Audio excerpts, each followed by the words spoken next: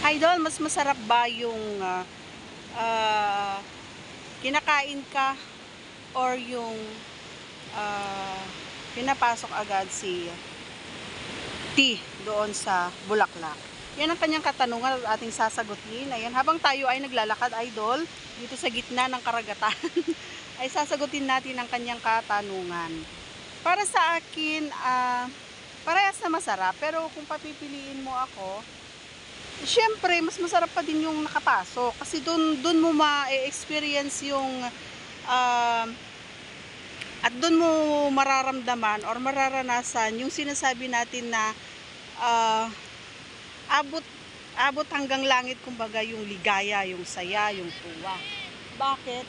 Kasi nga hindi ka naman, although may mga time na yes, may lumalabas kapag kinakain, pero hindi siya ganun kasarap.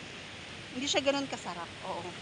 Iba pa rin kapag naandun sa loob ng Bulaklak City. Kasi nga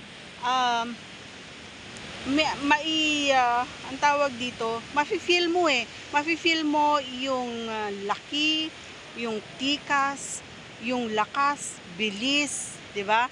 Ganon yung lahat ng lakas mo ay ilalaan mo kapag naandun na sa loob ni Ikup City. Okay? So, ang sagot ko doon, mas maganda kapag nakapasok si T doon sa may Bulaklak.